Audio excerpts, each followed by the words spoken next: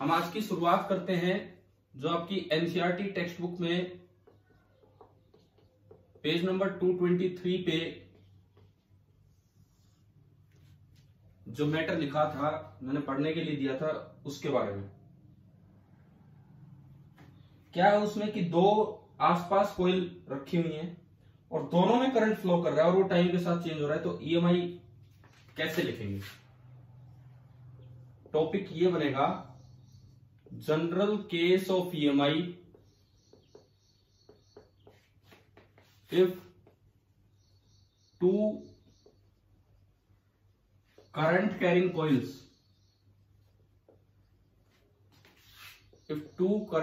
coils are placed nearby.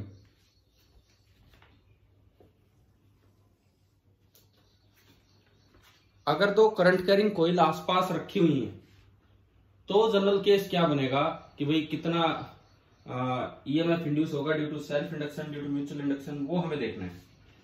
Suppose ये दो coils आपको दी, एक ये कोयल है जिसमें नंबर ऑफ टर्न्स है N1 और इसी के बगल में एक और कोयल है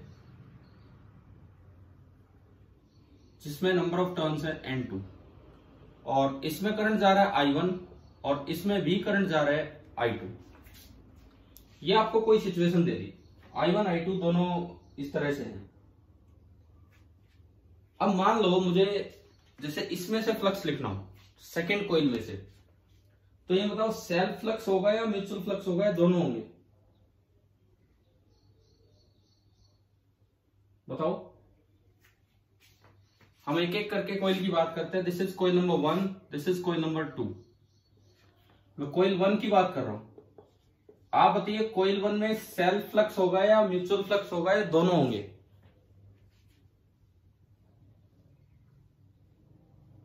बोलो यार।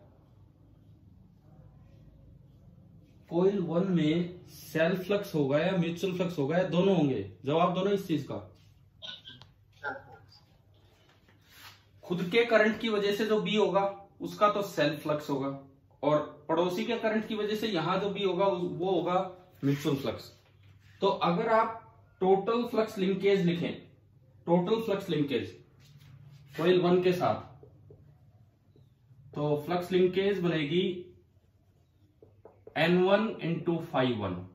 φ1 मतलब इस कोयल की एक टर्न में से कितना फ्लक्स है और N1 है टोटल नंबर ऑफ टर्न्स, और आप उसको इक्वेट कर सकते हो phi self plus phi mutual.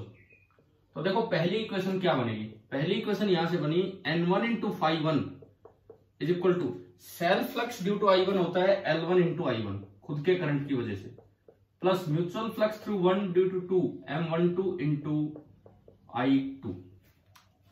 बताओ भाई, ये फ्लक्स वाले रिलेशन हमने पढ़े थे कि सेल्फ फ्लक्स डायरेक्टली प्रोपोर्शनल होता है खुद के करंट के, वहां प्रोपोर्शनलिटी कांस्टेंट आता है L, और म्यूचुअल फ्लक्स डायरेक्टली प्रोपोर्शनल होता है साइड वाले करंट के, और वहां जो प्रोपोर्शनलिटी कांस्टेंट आता है वो M होता है। यहां मैंने M12 लिख दिया। अच्छा, आपकी जो एनसीईआरटी टेक्स्ट बुक है वो L1 को लिख रही होगी M11। मैंने उस दिन भी बताया था कि भाई पढ़ लेना, L1 को उन्होंने नाम M11 दे दिया होगा लेकिन हम उसे L1 बोल रहे होंगे। आप एक बार ये बताओ, क्या ये पहली इक्वेशन आपको समझ में आई कि नहीं आई? First equation. Yes sir. तो अगर मैं यहां लिखूं, क्योंकि इससे पहले हमने क्या किया, या तो बस इस कोयल में करंट था या उस कोयल में करंट था, इस तरह से था, दोनों में कर दिया। ईएमएफ इंड्यूस्ड इन कोयल 1, कोयल 1 में जो ईएमएफ इंड्यूस होगा E1 कितना होगा? बाई फ्लक्स रूल E होगा d∅dt। ये जो भी फ्लक्स लिंकेज आपने लिखी है इसका डिफरेंशिएशन कर देना है। तो अगर बिल्कुल साइन के साथ आप लिखें तो प्रॉपर फ्लक्स रूल ये है minus d/dt of N1 into φ1। तो अगर आप ये इसमें वैल्यू पुट करें तो जो E1 आएगा माइनस L1 इंटू di1/dt, क्योंकि L और M तो कांस्टेंट है, क्योंकि फाई बराबर एल आई में एल तो कांस्टेंट के तौर पे है, फाई बराबर एम आई में एम भी एक कांस्टेंट है, minus M12 into di2/dt। dt, equation number 1। अब बताओ फर्स्ट कॉइल में टोटल ईएमएफ इंड्यूस कितना होगा, क्या ये निकालना आ गया है कि नहीं? देखो ये दोनों टर्म्स इंडिपेंडेंट है, ये दोनों टर्म्स बिल्कुल इंडिपेंडेंट है। सेल्फ फ्लक्स केवल I1 पे डिपेंड कर रहा होगा और म्यूचुअल फ्लक्स केवल I2 पे। और इस तरह से हमने कॉइल 1 का ये सारा काम लिख लिया। सिमिलरली अगर मैं कॉइल 2 में लिखूं तो क्या इक्वेशन बनेगी? यही सारा का सारा काम अगर मैं कॉइल 2 में लिखूं तो बस मैं 2 इक्वेशन बना रहा हूं। फ्लक्स लिंकेज थ्रू कॉइल 2, अगर एक टर्न में φ2 फ्लक्स है और N2 टर्न्स है तो टोटल फ्लक्स लिंकेज होगी N2 into φ2। This will be equal to L2 into I2 plus M21 into I1। आप बताइए क्या ये वाली इक्वेशन समझ में आई कि नहीं आई? yes, है ना। और जो L2 है एनसीईआरटी टेक्स्ट बुक L2 को वहां उस टॉपिक में लिख रही है M22, ठीक है। और यहां से फिर ईएमएफ इंड्यूस अगर मैं लिखूं E2 माइनस, मैं सीधा लिख रहा हूं, इसका डिफरेंशिएशन करना है तो L2 into DI2 by dt minus M21 into DI1 by dt। ये आपकी बनी इक्वेशन नंबर 2। और रेसिप्रोसिटी थ्योरम हमें ये कहती है कि M12 और M21 दोनों सेम होंगे, तो वो हम यहां यूज भी कर सकते हैं by reciprocity theorem. By reciprocity theorem M12 is equal to M21 और इसको हम सिंपली M लिख सकते हैं दोनों इक्वेशंस में। तो अभी आप ये बताओ, अगर किसी कॉइल में खुद का करंट भी चेंज हो रहा हो और साइड वाला करंट भी चेंज हो रहा हो तो दोनों ईएमएफ कैसे लिखने हैं, क्या ये क्लियर हो गया कि नहीं? ठीक है। अब इस माइनस की कोई इंपॉर्टेंस नहीं है यहां, आपको क्या करना होगा, सेल्फ इंड्यूस्ड ईएमएफ अलग निकालना होगा, म्यूचुअली इंड्यूस्ड ईएमएफ अलग निकालना होगा और फिर ये देखना होगा दोनों की पोलैरिटी अगर सेम आ रही है तो टोटल ईएमएफ ऐड हो जाएगा, और दोनों की पोलैरिटी अगर डिफरेंट आ रही है, एक क्लॉकवाइज फ्लो करवा रहा हो एक एंटी क्लॉकवाइज, तो फिर जो ईएमएफ होगा वो एक दूसरे का अपोजिट हो जाएगा। क्लियर? जैसे क्वेश्चन में हम यूज करके देखते हैं, ये एक अच्छा सवाल है, आप ध्यान से करेंगे अभी, और मैं आपको दूंगा 2-4 मिनट, आप एक बार ट्राई करेंगे। मैं एक बार फिर पूछ लेता हूं, क्या ये इक्वेशंस बनानी आ गई आपको? ये वाली इक्वेशंस कैसे लिखी हमने? yes, sir. और गर्वित बुक से पढ़ी थी ये पेज नंबर, मैंने उस दिन भी बोला था, परसों की बात है, 223। ये वाला पेज पढ़ा क्या वहां से? yes, sir. चलो ठीक है। अब हम एक क्वेश्चन लेते हैं। अच्छा ये बताओ, अगर दो इंडक्टर सीरीज में हो, एक की इंडक्टेंस L1 है, दूसरे की इंडक्टेंस L2 है, तो इक्विवेलेंट इंडक्टेंस का क्या फॉर्मूला होता है सीरीज में? L1 प्लस L2 तब है जब आपस का कोई म्यूचुअल इंडक्टेंस ना हो, क्योंकि वो हमने प्योर इंडक्टर पढ़ रखा है, भाई कोई म्यूचुअल इंडक्टेंस की बात नहीं। अब मैं एक ऐसा ही सवाल दे रहा हूं जिसमें थोड़ा सा म्यूचुअल इंडक्टेंस का भी रोल आ जाएगा। देखो दो कॉइल्स हैं,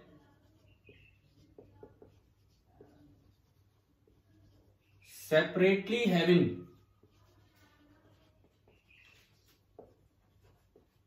self inductances L1 and L2। दो कॉइल्स हैं जिनमें सेपरेटली सेल्फ इंडक्टेंस है L1 और L2, ठीक है। उनको किसी तरह से कनेक्ट कर दिया सीरीज में, are connected as shown below. देखो दो कॉइल्स हैं, दोनों को सीरीज में ही मैं दिखाऊंगा, लेकिन किस तरह से कनेक्ट किया वो देखिए आप। पहली कॉइल यूं थी, डैश का मतलब ये पीछे वाला हिस्सा है, इस तरह का। ये तो आपकी कॉइल 1 है जिसका सेल्फ इंडक्टेंस है L1, और जो दूसरी कॉइल है ये भी बिल्कुल इसी तरह से रख दिया हमने।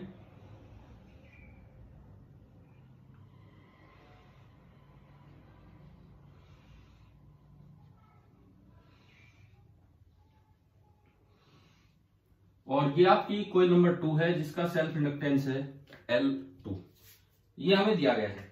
और इन दोनों को यूं ज्वाइन कर दिया, यू ज्वाइन कर दिया, ये हिस्सा इधर छोड़ दिया और वो हिस्सा उधर छोड़ दिया।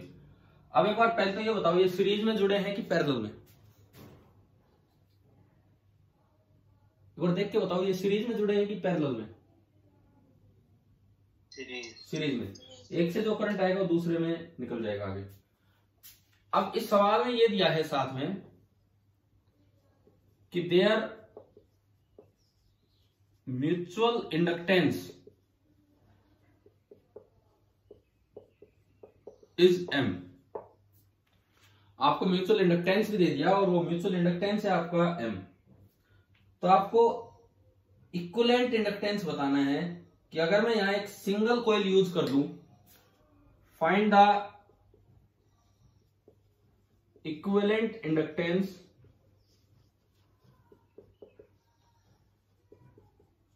Of a single coil that can replace the combination।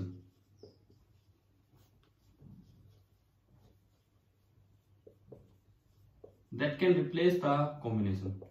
देखो अभी जो मैंने पिछला टॉपिक बताया एनसीईआरटी के पेज नंबर 223 से, वो बहुत अच्छा टॉपिक है। बिकॉज बच्चे क्या करते हैं, या तो सेल्फ इंडक्टेंस को पढ़ जाते हैं या म्यूचुअल इंडक्टेंस को पढ़ जाते हैं। वो कॉम्बिनेशन पढ़ना भी उतना ही जरूरी है, वो हमें ध्यान से देखना होगा, जैसा कि उस बुक में उस पेज पे दिया और मैं फिर ये क्वेश्चन ले रहा हूं। अब यहां पे ये हमें दे दिया सवाल में कि इनका आपस का म्यूचुअल इंडक्टेंस है एम। तो अब अगर आपस का कोई एक दूसरे पर असर नहीं होता तो एल इक्विवेलेंट हम पढ़ चुके हैं, सीरीज में होता है L1 प्लस L2, लेकिन अब कुछ रोल एम का भी होगा। तो अब इक्विवेलेंट इंडक्टेंस कैसे लिखें? पहली बात, क्वेश्चन आ गया क्या समझ में? क्या है, अगर ये दोनों इस तरह रखी होती परपेंडिकुलरली या कैसे भी करके कि m 0 होता तो कोई दिक्कत ही नहीं थी, एल इक्विवेलेंट हो जाता L1 प्लस L2। लेकिन अभी मुझे बनाना है ये सब। एक बार मुझे एक बात क्लियर करो कि आपको बोर्ड ढंग से नजर आता है जब मैं पढ़ाता हूं यहाँ पे उस समय? Yes sir. अगर कुछ टेढ़ा वेढ़ा हो तो बता देना, मतलब कई बार ऐसा हो जाता है यार स्क्रीन इधर उधर हो रही है इस तरह से, ऐसा तो कुछ नहीं है ना, क्लियर साफ नजर आ रहा होगा? ठीक है। इन केस कई बार क्या होता है, कई बार जैसे शायद वैसे तो मैं ध्यान रखता हूँ कि बोर्ड तिरछा नजर आ जाए या कुछ ऐसा जाए, तब ऐसे फोन इधर उधर हो जाए तो बता दिया करो अगर ऐसा कभी भी हो तो। अच्छा अब चलो इस सवाल पे चलते हैं, कैसे करें। ये 2-3 अच्छे टॉपिक्स हैं जो एंड में हम कर रहे हैं इस चैप्टर में। एंड के सारे टॉपिक्स बहुत अच्छे हैं इस चैप्टर के, और हम कोई जल्दबाजी नहीं कर रहे हैं एसी स्टार्ट करने में। मैं फिर से कह रहा हूं, एसी हम इतनी जल्दी स्टार्ट नहीं कर रहे क्योंकि ईएमआई बहुत इंपॉर्टेंट टॉपिक है, वो अपना ढंग से आपको कवर करना है पूरा पूरा। और अभी मैं आगे नहीं बढ़ूंगा जब तक आप ईएमआई की एचसीवी और एनसीईआरटी नहीं कर लेते हैं। चलिए अब बताओ इसमें कैसे शुरुआत करें हम कि एम का भी रोल इसमें कुछ आ जाए।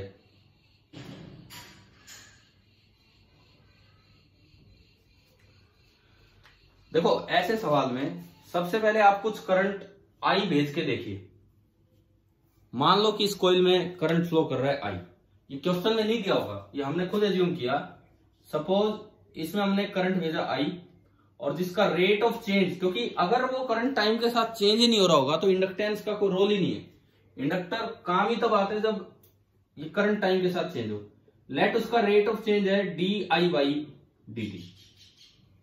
मैंने यूं माना कि मैंने इस कॉइल में एक करंट भेजा आई जो किस रेट से चेंज हो रहा है, जो बढ़ रहा है, मान लो di/dt रेट से इंक्रीज होने लग रहा है।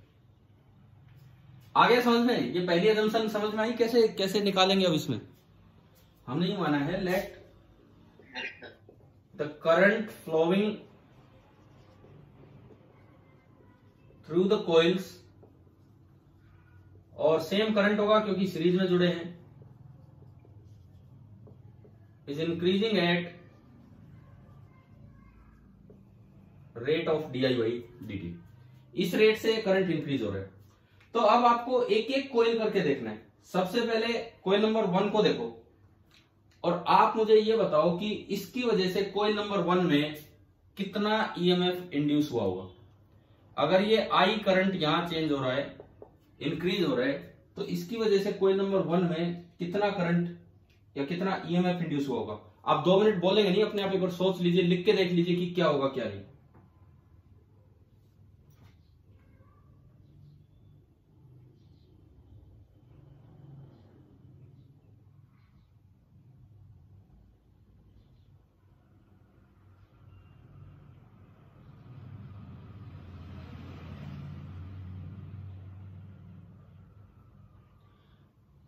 लिख लिया होगा, लिख लिया होगा आपने। देखो सुनो, यहां पे कुछ ईएमएफ इंड्यूस हुआ होगा सेल्फ इंडक्शन से और कुछ ईएमएफ इंड्यूस हुआ होगा म्यूचुअल इंडक्शन से। पहली कॉइल में कुछ ईएमएफ इंड्यूस हुआ होगा सेल्फ इंडक्शन से और कुछ ईएमएफ इंड्यूस हुआ होगा म्यूचुअल इंडक्शन से। देखो सेल्फ इंडक्शन से कितना ईएमएफ इंड्यूस होगा, मैंने माना कि ये करंट इंक्रीज हो रहा है, सपोज ये करंट इंक्रीज हो रहा है, यूं बताओ, इसको ध्यान से देखना, ये करंट यूं जा रहा है, ये करंट यूं जा रहा है, तो इसका भी लेफ्ट की तरफ है कि राइट की तरफ है? इस कॉइल की लोकेशन पे खुद के करंट की वजह से कॉइल 1 पे जो फील्ड है वो लेफ्ट की तरफ है कि राइट की तरफ है? लेफ्ट, बिल्कुल सही। और मैंने माना कि वो करंट इंक्रीज हो रहा है। अगर वो करंट इंक्रीज हो रहा है तो किस तरह से करंट इंड्यूस होगा? उसको अपोज करेगा कि उसको सपोर्ट करेगा? अपोज करेगा। और ये इसका भी था लेफ्ट की तरफ, यानी कि जो करंट इंड्यूस हो उसका भी आना चाहिए राइट की तरफ, यानी कि जो करंट इंड्यूस होगा उसकी पोलैरिटी कुछ ऐसी होगी। समझ में आया? जो करंट इंड्यूस होगा, जो करंट इंड्यूस होगा, जरा सा होता है वो, हमने लेंज लॉ में कभी बताया था कि ये सफल नहीं होता उसको अपोज करने में, बस कोशिश करता है थोड़ी सी, बताया था ना। तो ये आई इंड्यूस की पोलैरिटी ऐसी होगी। आई इंड्यूस की पोलैरिटी ऐसे होने का मतलब है कि एक बैटरी ऐसी बनेगी कि यूं करंट बने, दिस इज ई सेल्फ पहले में। अच्छा, अब मैं म्यूचुअल इंडक्टेंस का ईएमएफ देखता हूं कि कैसे होगा। करंट यूं गया, यूं गया, यूं गया और इसमें यूं हो गया, इस तरीके से। क्या ये अरेंजमेंट आ गया समझ में, किस तरह से मैंने माना है? हाँ जी, अब बताओ, उस दूसरी कॉइल की वजह से पहली कॉइल की लोकेशन पे बी किधर होगा? दूसरी कॉइल के करंट की वजह से पहली कॉइल के लोकेशन पे बी लेफ्ट की तरफ होगा कि राइट की तरफ? हाँ, दूसरी कॉइल में भी करंट यूं ही घूम रहा है, दूसरी कॉइल में भी करंट यूं ही घूम रहा है, तो इसकी वजह से पूरे एक्सिस पे फील्ड इधर होगा, तो इसकी वजह से यहां जो फील्ड होगा वो भी इधर ही होगा। और हमने माना कि वो करंट बढ़ रहा है, तो अगर वो फील्ड इधर ही है और वो करंट बढ़ रहा है तो उसका ईएमएफ भी इस तरह से इंड्यूस होगा कि उसको अपोज करे, यानी कि ईएमएफ इस तरह आएगा कि करंट का भी राइट की तरफ है, यानी कि जो सेल्फ इंड्यूस्ड ईएमएफ होगा उसकी पोलैरिटी भी यही होगी। जो सेल्फ इंड्यूस्ड ईएमएफ होगा उसकी जो म्यूचुअली इंड्यूस्ड ईएमएफ होगा उसकी पोलैरिटी भी यही होगी। तो आप बताओ, दोनों की पोलैरिटी चेक करनी आ गई है कि नहीं? है ना? अगर नहीं क्लियर हो तो आप बताना, बिकॉज मैं मिटा दूंगा, आगे बढ़ दूंगा, फिर क्या फायदा है। अगर अभी भी नहीं समझ में आए तो ये स्टेप अभी बताओ दोबारा, अगर इसमें दिक्कत है तो। जैसे ये करंट यूं आया, यूं करंट है, उसमें भी यूं ही करंट है, खुद के करंट की वजह से भी बी इधर है और दूसरे के करंट की वजह से भी बी इधर है, और बी बढ़ रहा है क्योंकि करंट बढ़ रहा है। तो दोनों को अपोज करने के लिए इस तरह करंट इंड्यूस होगा, यानी कि दोनों की पोलैरिटी ये होगी। तो जो टोटल ईएमएफ इंड्यूस होगा वो दोनों का सम होगा। हमें यही चीज चेक करनी थी कि ये दोनों ऐड होंगे या सब्ट्रैक्ट होंगे, तो हमें पता लगा दोनों की पोलैरिटी सेम है तो ये प्लस होगा। अब ई सेल्फ को आप लिख सकते हो L1 into D I by D T. I1 मत करना क्योंकि आई सेम है, ये सीरीज में कनेक्टेड है तो आई सेम है। L1 into D I by D T plus E mutual M 1 to 2 1 करने की जरूरत ही नहीं है, into D I by D T. तो आप बताओ कि आपको पहली कोइल में कितना ईएमएफ इंड्यूस हुआ वो लिखना आ गया कि नहीं? यानी कि मुझे पता लगा कि जो E1 होगा, E1 वो होगा L1 plus M into D I by D T, और उसकी पोलैरिटी मैंने दिखा दी है कि भाई किस तरह से उसकी पोलैरिटी हुई। चलो अब मैं बात करता हूं कॉइल नंबर 2 की। सेकेंड जो कॉइल है इधर, कॉइल नंबर 2, दरअसल उसमें भी ई सेल्फ प्लस माइनस ई म्यूचुअल। अब वो एड सब्ट्रैक्ट वो फिर उसी तरह चेक करना है। सेकेंड कॉइल का खुद का करंट यूं है, तो खुद के कॉइल की करंट की वजह से जो बी है वो लेफ्ट की तरफ है और वो बढ़ रहा है, तो जो करंट इंड्यूस होगा वो राइट की तरफ बी प्रोड्यूस करवाएगा, यानी कि यूं। इसका मतलब इसमें जो सेल्फ ईएमएफ आएगा वो ऐसे आएगा। हाँ भाई बताओ, ये चेक ये करना आ गया, कैसे किया हमने? बोलिए, ये समझ में आया कि नहीं आया, कैसे किया है? अच्छा, ये जो बाहर से करंट आ रहा है ये तो किसी बड़े बैटरी की वजह से आ रहा होगा, ये तो ऐसे यूं जा रहा है यूं, ये जो हमने माना है, और ये वेरिएबल बैटरी है तभी ये di/dt रेट ऑफ चेंज है। लेकिन वो जो ईएमएफ इंड्यूस हो रहा है वो तो इसको अपोज करने के लिए थोड़ा सा हो रहा है बस, और कुछ नहीं, क्योंकि ये बढ़ता माना हमने तो इसलिए अपोज करा। अब बात करते हैं यहाँ म्यूचुअल फ्लक्स की, म्यूचुअल इंड्यूस्ड ईएमएफ की। यहां पे फ्लक्स साइड वाले की वजह से देखना है, साइड वाले की वजह से यहां भी बताओ, 1 की वजह से 2 की लोकेशन पे भी बताओ, लेफ्ट की तरफ है कि राइट की तरफ है, जो करंट भेजा आपने उसकी वजह से। अरे इस करंट की वजह से बताओ, इस करंट की वजह से उसके लोकेशन पे बी लेफ्ट की तरफ है राइट की तरफ है? नहीं, लेफ्ट, क्योंकि एक्सिस पे हर जगह सेम। अब मैं इसकी वजह से वहां भी लिख रहा हूं, तो इसके एक्सिस पे जब भी इधर है तो पूरे एक्सिस पे भी उधर ही होगा, यानी कि इसकी वजह से वहां जो भी होगा वो लेफ्ट की तरफ होगा। और हमने माना है कि ये करंट बढ़ रहा है, इंक्रीज हो रहा है। अगर ये करंट इंक्रीज हो रहा है और ये बी लेफ्ट की तरफ था तो उसको अपोज करने के लिए इस तरह से ईएमएफ आएगा, मतलब जो यहां म्यूचुअली इंड्यूस्ड ईएमएफ होगा वो भी ऐसे ही आएगा, दिस इज ई म्यूचुअल। तो दोनों की पोलैरिटी सेम है तो ये प्लस आ गया, E S plus E M. और इनकी वैल्यू अगर आप लिखें, सेल्फ इंडक्टेंस इधर होगा L2 इंटू करंट तो सेम है क्योंकि सीरीज में लगे, di/dt plus m into di/dt। तो ये आ गया L2 plus m into di/dt, L2 plus m into di/dt। E1 E2 निकालने आ गए आपको अलग अलग, ठीक है। अब यूं देखो, ये E1 और E2 सेम पोलैरिटी के साथ है, अपोजिट पोलैरिटी के साथ, क्योंकि जो E इक्वलेंट हम लिखेंगे, E इक्वलेंट, अब हमें ये सोचना है कि वो E1 प्लस E2 होगा या E1 माइनस E2 होगा। देख के बताओ, यहां से पोलैरिटी बनी हुई है, देखो ये दोनों करंट को यूं घुमाना चाह रहे हैं, ये दोनों करंट को यूं घुमाना चाह रहे हैं इसको अपोज करने के लिए, और ये दोनों भी करंट को यूं घुमाना चाह रहे हैं इसको अपोज करने के लिए। तो दोनों की पोलैरिटी सेम है कि अपोजिट है, E1 और E2 की। ये पूरा E1 है, मैं इसको हटा के अब एक लिख सकता हूं भाई ये पूरा E1 है, और ये दोनों को हटा के मैं एक बना सकता हूं कि ये पूरा E2 है। E1 भी इस करंट को अपोज करने की कोशिश कर रहे हैं, E2 भी इस करंट को अपोज करने की कोशिश कर रहा है। तो बताएं कि दोनं नेट ईएमएफ जो इंड्यूस हुआ होगा यहां से लेके यहां तक, दोनों का सम होगा या सब्ट्रैक्शन होगा?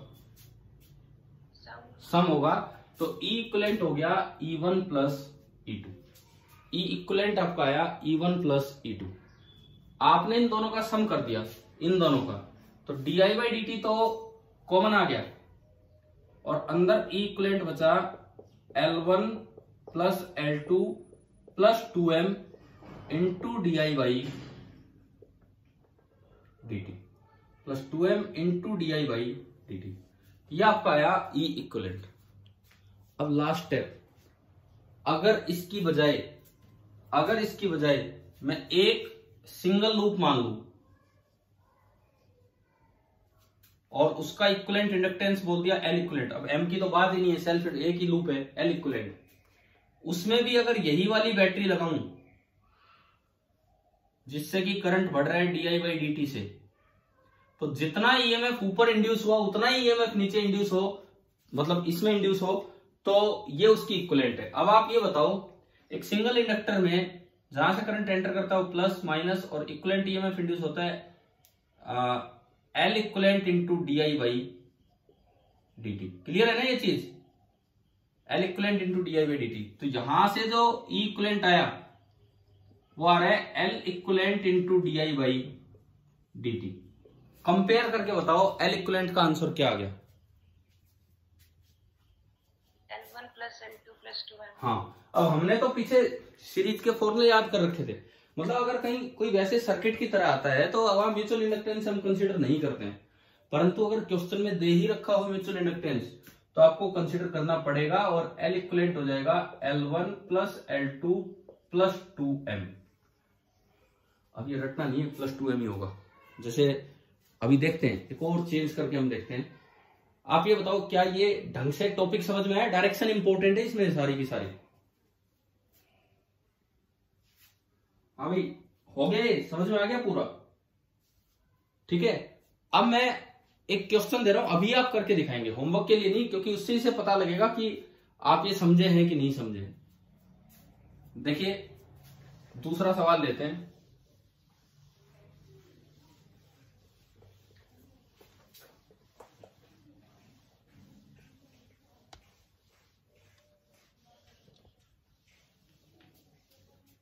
फिर से मुझे वही सेम में ले रहा हूं।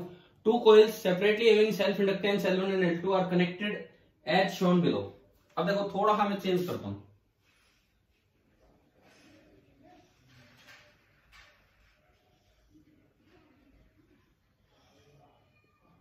ये पहली कोइल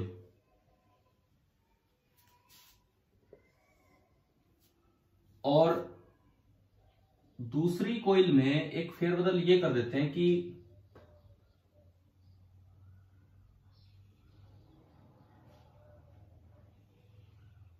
क्या चेंज किया मैंने, बताना।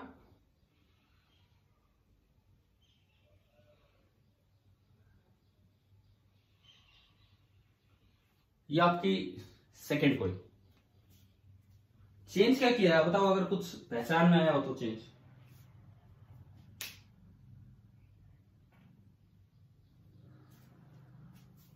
या सेम है पिछला और ये,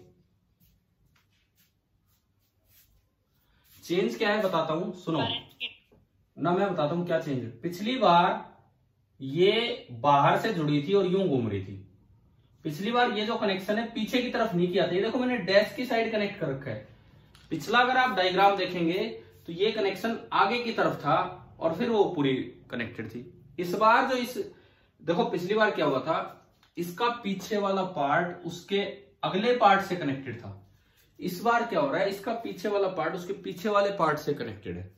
इतनी इतनी बातों का भी ध्यान रखना पड़ता है जब म्यूचुअल इंडक्टेंस के क्वेश्चन आते हैं। तो पहली बात तो ये बताओ, डायग्राम आ गया समझ में, क्या चेंज किया है। अब सवाल वही है, इसकी सेल्फ इंडक्टेंस L1, इसकी self inductance L2, mutual inductance है, तो आपको इक्विवेलेंट इंडक्टेंस निकालना है। सेम क्वेश्चन, बस एक हल्का सा चेंज करो भैया, आप ट्राई करो अब तो इसे।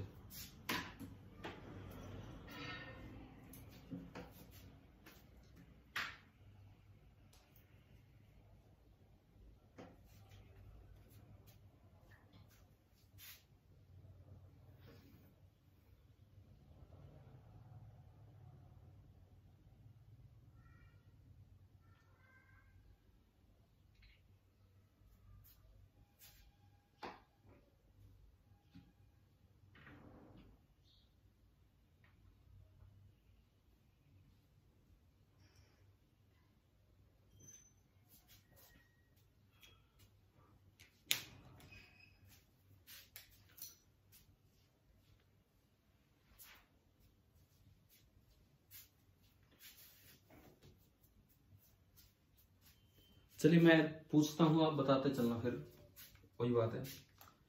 हमने क्या किया, एक बैटरी कनेक्ट की, एक वेरिएबल बैटरी जो करंट बढ़ा रही है। मान लो इससे करंट जा रहा है I, एंड जो करंट है this is increasing at the rate of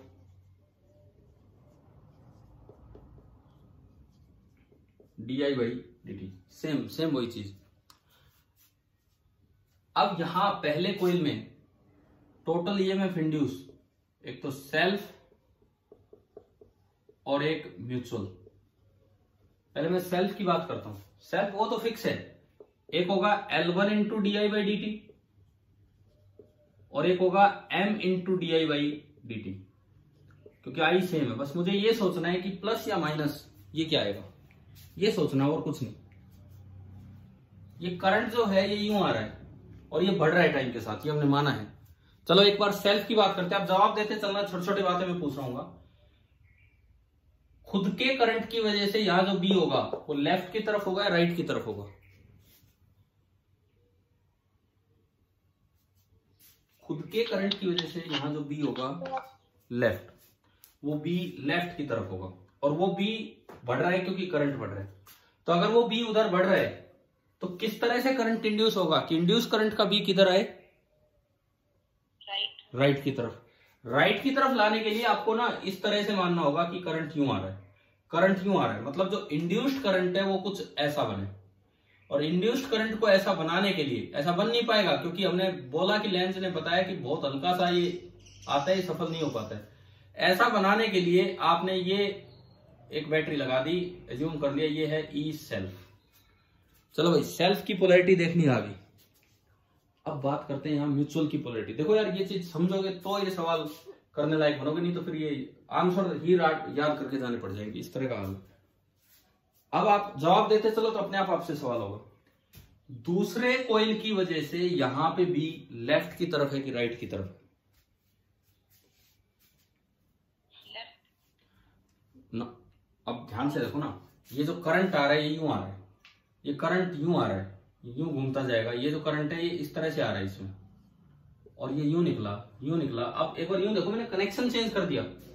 इसमें करंट कैसे जा रहा है? अब आगे से पीछे जा रहा है कि पीछे से आगे की तरफ आ रहा है? पीछे से आगे, तो ये ऐसे घूम गया।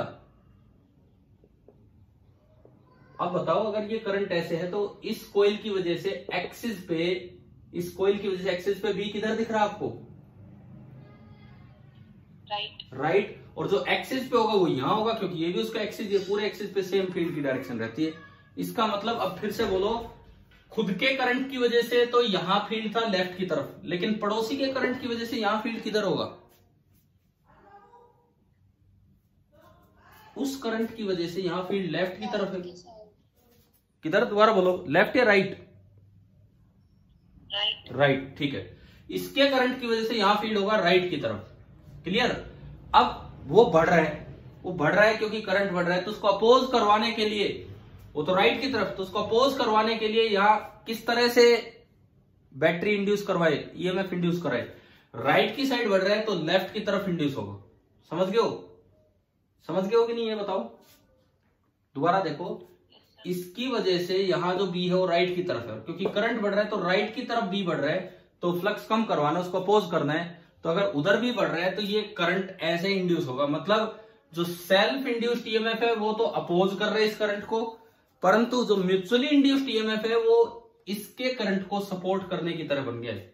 यानी कि जो म्यूचुअली इंड्यूस्ड ईएमएफ है उसकी डायरेक्शन कुछ ऐसी बन जाएगी कि मैं यहां दिखाऊं तो ये छोटा और ये बड़ा। This is mutually induced EMF. एक बार दोबारा सुन लो, अगर नहीं समझ में आया हो तो जरूर देखें अभी दोबारा। देखो, यहां जो करंट है वो इस कॉइल में तो ऐसे घूम रहा है, तो उसका भी इधर है लेफ्ट की तरफ, और ये बढ़ रहा है तो भी बढ़ रहा है, तो उसको कम करवाने के लिए ईएमएफ आएगा। तो ईएमएफ इस तरह आएगा कि करंट यूं बने, यूं बने मतलब यूं बने, तो मतलब ये वाला सेल्फ इंड्यूस्ड ईएमएफ। अब बात करते हैं यहां पे म्यूचुअल इंडक्टेंस पड़ोसी की वजह से, म्यूचुअली इंड्यूस्ड ईएमएफ पड़ोसी की वजह से। तो आज ये कनेक्शन ऐसा हो गया कि ये इसमें यूं घुमा दिया, हमने उल्टा कर दिया। अब अगर आप यूं देखते हैं, इसमें देखते हैं तो बी इधर होगा, पूरे एक्सिस पे भी इधर ही होगा। और क्योंकि ये बी बढ़ रहा है, क्योंकि ये करंट बढ़ रहा है, तो इस बी को कम करवाना है तो उसके करंट को कम करना होगा, उसके करंट को किसी तरह से कम करना होगा, इस बी को कम करवाना है। तो हमने क्या किया, इस तरह से जो बी आ रहा था उसको अपोज करवाने के लिए इस तरह का बी प्रोड्यूस किया, यानी कि ये म्यूचुअली इंड्यूस्ड ईएमएफ है। हो सकता है अभी भी कंफ्यूजन हो किसी को। एक बार पहले तो ये बताओ, किसी एक भी बच्चे को समझ में आया कि नहीं आया? क्या बताया मैंने, क्या नहीं?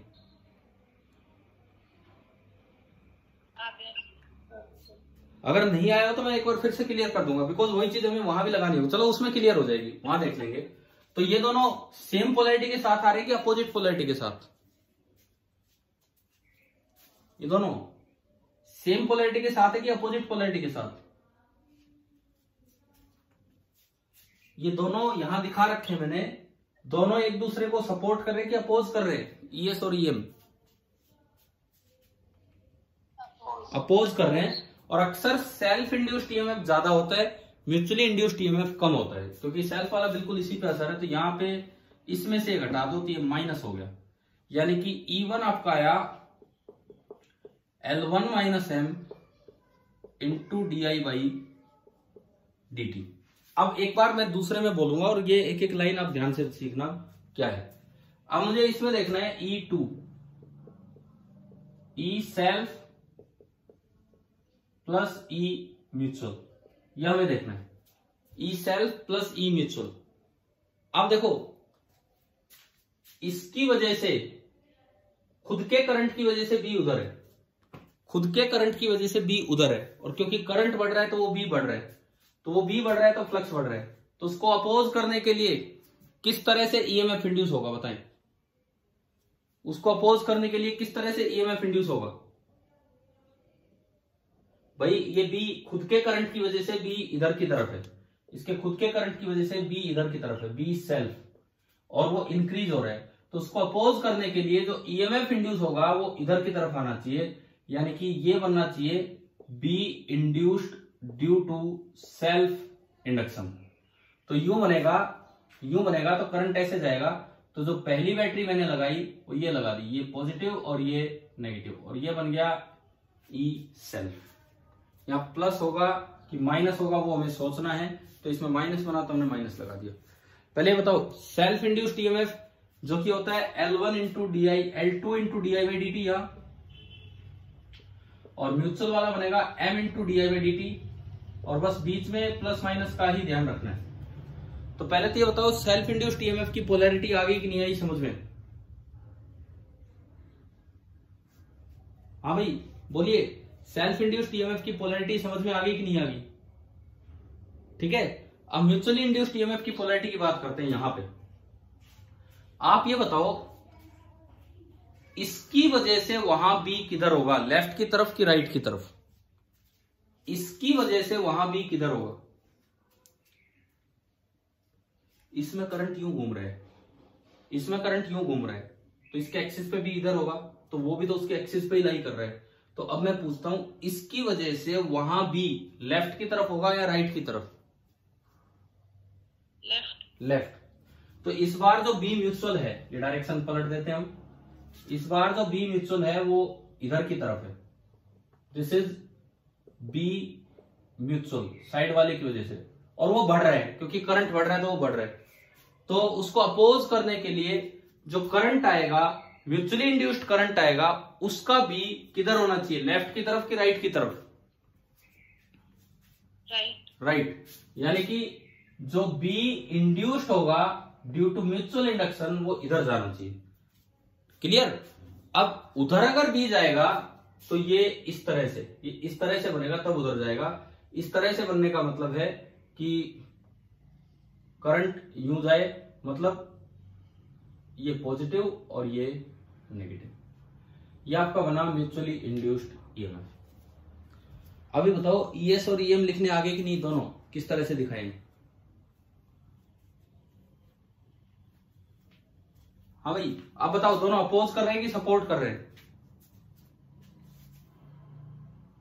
ये दोनों, ये बैटरीज देखो ना, दोनों बैटरीज एक दूसरे को अपोज कर रही है कि सपोर्ट कर रही हैं? क्या कर रही हैं? बोलो, मुझे सुनाई नहीं दिया, बोलिए क्या कर रही हैं?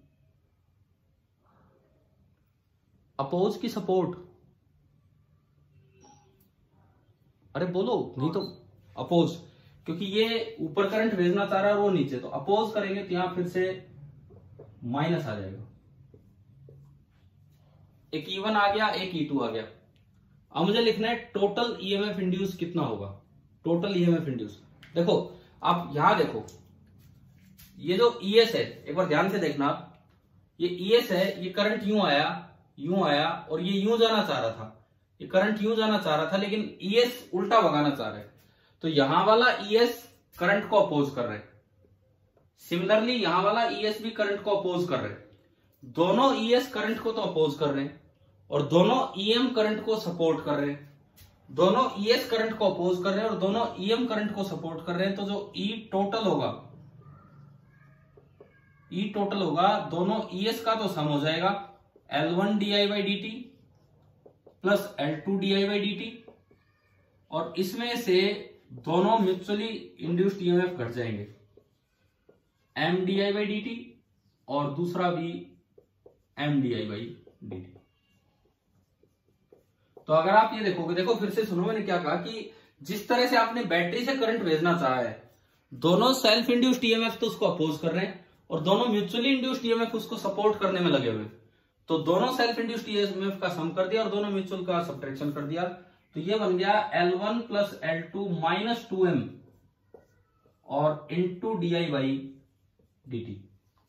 अब बताओ L इक्विवेलेंट का क्या आंसर है। अगर मैं एक सिंगल कॉइल से रिप्लेस कर दूं तो L इक्विवेलेंट कितना होगा इसका,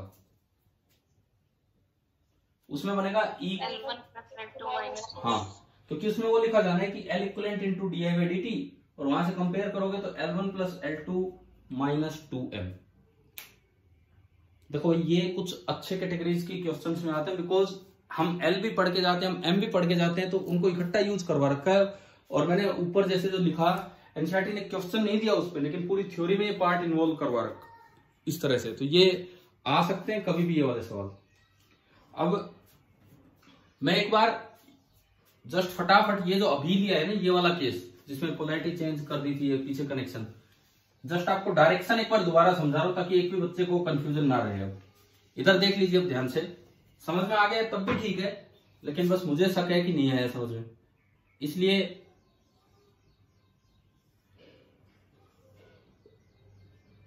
और ये उल्टा कनेक्ट कर दिया था, ये पीछे से आगे की तरफ घुमा दिया, इस तरह से कर दिया। ये कोई नंबर 1, ये कोई नंबर 2।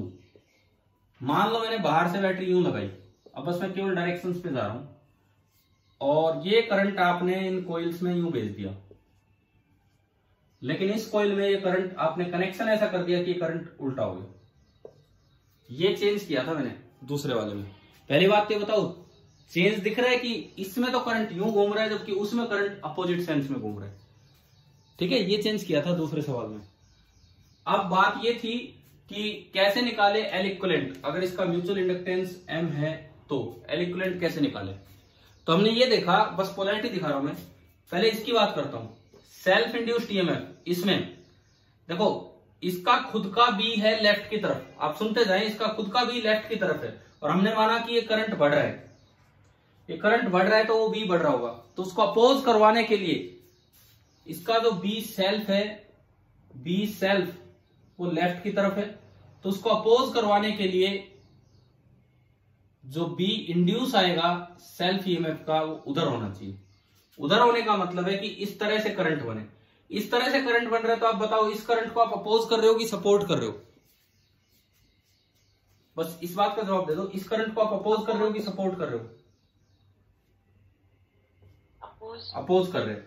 तो सबसे पहली चीज मुझे पता लगी कि जो सेल्फ इंड्यूस्ड ईएमएफ है कोइल 1 में, वो अपोज कर रहे हैं करंट को, देख लो इस तरीके से देख लो। अच्छा, अब दूसरी बात, म्यूचुअल इंडक्शन की यहां बात करूं, दूसरी कोइल की वजह से यहां भी लेफ्ट की तरफ है कि राइट की तरफ है, दूसरी कोइल में करंट यूं बन गया जिस तरह का आपका कनेक्शन है, तो करंट उधर, मतलब सॉरी बी उधर राइट, हाँ पूरे एक्सिस पे बी राइट, तो यहां पे जो बी म्यूचुअल होगा, जो बी म्यूचुअल होगा वो बनेगा राइट की तरफ, और वो बढ़ रहा है, वो बढ़ रहा है टाइम के साथ, तो उसको अपोज करने के लिए बताओ बी इंड्यूस्ड किधर आएगा, लेफ्ट की तरफ। म्यूचुअल इंडक्टेंस का जो बी इंड्यूस्ड है वो लेफ्ट की तरफ, और अगर आप म्यूचुअल इंडक्टेंस का बी लेफ्ट की तरफ चाहते तो उसकी वजह से करंट यूं बनना चाहिए, करंट यूं। तो ये बताओ अगर यूं करंट बन रहा है तो आप इस करंट को सपोर्ट कर रहे हो कि अपोज कर रहे हो, सपोर्ट। तो जो EM2 है, this is supporting I, this is supporting I, ठीक है। अब उधर चलो L2 में, L2 का खुद का करंट यूं है, तो जो खुद का B होगा वो इधर की तरफ होगा, B सेल्फ, और करंट बढ़ रहा है तो B सेल्फ बढ़ रहा होगा, तो उसको अपोज करने के लिए जो B इंड्यूस होना चाहिए वो इधर की तरफ बनना चाहिए। तो इसमें जो B इंड्यूस बनेगा सेल्फ इंडक्शन से, वो इधर बनेगा। इधर बनने का मतलब है कि करंट ऐसे बने, करंट ऐसे बने, करंट यूं जाए कॉइल में। तो यूं बताओ आप इस करंट को अपोज कर रहे हैं कि सपोर्ट कर रहे हैं, कि करंट आ यूं रहा है, लेकिन जो सेल्फ इंड्यूस्ड ईएमएफ है वो यूं जाता है, अपोज। तो मुझे ये पता लगा कि ES2 उसका काम है करंट को अपोज करना। अगली चीज, यहां पे म्यूचुअल की बात करते हैं हम, साइड वाले की वजह से यहां भी किधर होगा, देखो साइड वाला करंट यूं जा रहा है, साइड वाला करंट यूज आ रहा है तो उसके पूरे एक्सिस पे भी इधर होगा। जब पूरे एक्सिस पे भी इधर है तो इसकी वजह से यहाँ जो म्यूचुअल बी है वो भी इधर ही होगा। This is be mutual. और क्योंकि करंट बढ़ रहा है तो बी म्यूचुअल बढ़ता जा रहा है। बी म्यूचुअल बढ़ रहा है तो उसको अपोज करने के लिए ईएमएफ आएगा। तो बी इंड्यूस्ड म्यूचुअल किधर होना चाहिए? अगर बी म्यूचुअल उधर था तो जो बी इंड्यूस आए, इंड्यूस्ड ईएमएफ का, बी इंड्यूस करंट का बी म्यूचुअल की वजह से उधर जाना चाहिए। और अगर आप उधर चाहते हो तो करंट यूं घुमाना पड़ेगा। करंट यूं घुमाना पड़ेगा तो बताओ आप इस करंट को सपोर्ट कर रहे हो कि अपोज कर रहे हो? सपोर्ट। तो जो ई म्यूचुअल 2 है दिस इज सपोर्टिंग आई। अब देखो दो तो अपोज कर रहे हैं, दो सपोर्ट। सेल्फ इंडक्टेंस थोड़ा स्ट्रोंग है तो ये मान के चल रहे हैं। तो जो अपोजिशन स्ट्रोंग होगी इसका मतलब जो टोटल ईएमएफ इंड्यूस होगा वो होगा ES1 प्लस ES2 और दो अपोजिट डायरेक्शन में है, सपोर्ट कर रहे हैं, EM1 प्लस EM2। क्या इससे ये बात लिखनी समझ में आ गई ना? ये कैसे लिखा मैंने, ठीक है। और अब आपने लिख दिया L1 di/dt plus L2 di/dt and minus M di/dt and M di/dt। M तो रेसिप्रोसिटी थ्योरम से सेम है। अब इसमें आप देखोगे तो ये अपने आप बन गया L1 plus L2 minus 2M into di/dt। मतलब सेम क्वेश्चन, एक कनेक्शन थोड़ा सा इधर उधर करने से L1 plus L2 plus 2M की बजाय आंसर हो गया L1 plus L2 minus 2M। तो अभी आप ये बताओ क्या ये वाला टॉपिक जो मैंने आज जहां से क्लास स्टार्ट की थी, इन दो क्वेश्चंस के साथ ये टॉपिक बिल्कुल क्लियर हो गया है कि नहीं? हाँ भाई बोलो। जब दोनों चीजें एक साथ देखनी होंगी तो इस तरह से देखनी। अच्छा अब सुनिए, इससे पिछली क्लास में मैंने आपको एक और चीज सिखाई थी कि मैग्नेटिक एनर्जी क्या होती है और उसका यूज करके कैसे इंडक्टेंस निकाला जाता है।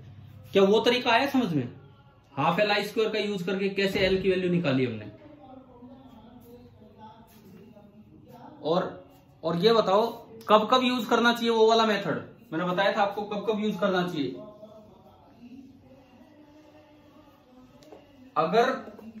अगर लीनियर करंट है, अगर लीनियर करंट है, लीनियर करंट मतलब किसी वायर में, चाहे वो मुड़ी हुई वायर हो, कुछ भी हो, सिंगल लाइन करंट जा रहा है, लाइन करंट जा रहा होगा तो आपको फाई लिख के, आई फ्लो करके फाई लिख के और फाई बाई आई कर लेना है।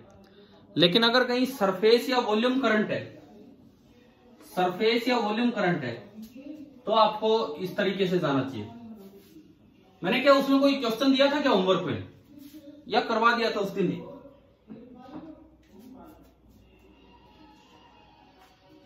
अरे ये बताओ क्या उस दिन एक क्वेश्चन दिया था ना होमवर्क में, वो सॉलिड वॉल्यूम करंट बना के?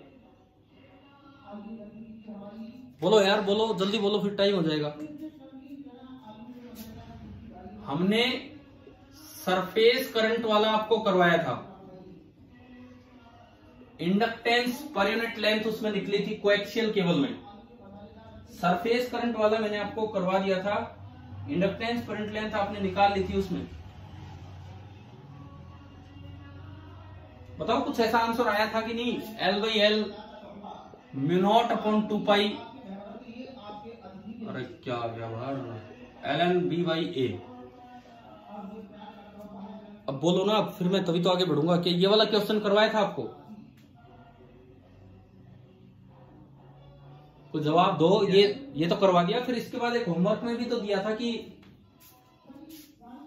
पूरी शीट ले लो, मतलब सॉलिड वॉल्यूम करंट पे मैं गया था, सरफेस करंट वाला करवा दिया था, और फिर कहा था बीच में हल्का सा डाइलेक्ट्रिक मान लो और ऊपर से वो करंट वापस आता मान लो। ये कोएक्सियल केबल है, रेडियस दी नहीं थी तो मैंने कहा था रेडियस से इंडिपेंडेंट आएगा।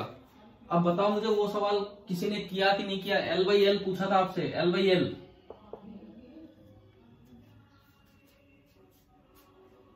मुझे लगता है मैंने 5 मिनट लगभग वही चीज समझाई थी कि कैसे वो करना है। भाई कितने बच्चों ने किया वो वाला सवाल ट्राई?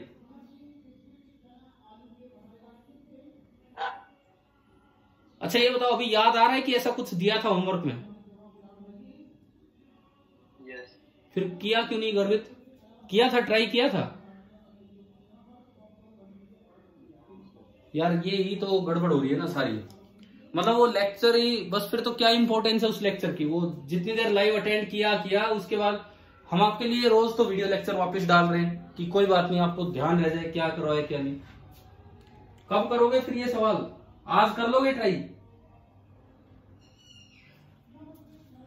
भाई मुझे इसका आंसर चाहिए, और मैंने आपको पूरा तरीका बता रखा है, उसमें ये भी समझा दिया था। आप यहां से कुछ भी x या r डिस्टेंस दूर जाके b लिखना, एलिमेंट वैसे ही मानना है, थोड़ा और dx चल के, फिर du लिखना है, एनर्जी डेंसिटी लिखनी है, du बाई dv, वहां से du आएगा, फिर उसका इंटीग्रेशन करके हाफ एल आई स्क्वायर से इक्वेट कर देना है, और वहां से l बाई एल आ जाएगा आपके पास। कितनी देर में भेज रहे हो इसका आंसर? अगर ये तरीका भूल गए हो तो एक बार वो पिछला वीडियो देख लो जिसमें ये वाला करवाया था, बिल्कुल सेम मेथड है। अब बताओ कितनी देर में मुझे इसका आंसर निकाल के भेज रहे हो? अभी कोई क्लास तो है नहीं आपकी।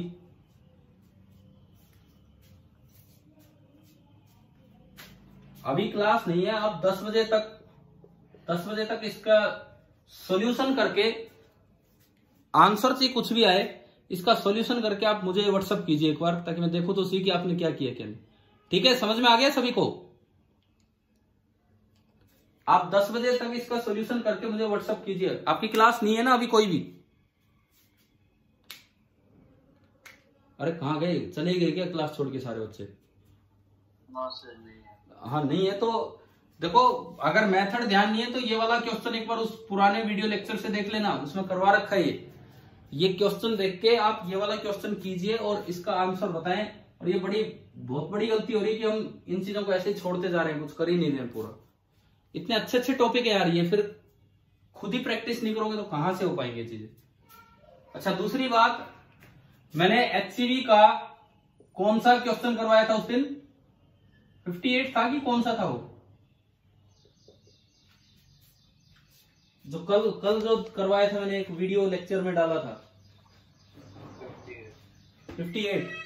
तो उसमें मैंने मेथड फर्स्ट आपको करवा दिया था पूरा, मेथड सेकंड आप क्वेश्चन पढ़े और मेथड सेकंड का भी मैंने तरीका बता दिया क्लास में।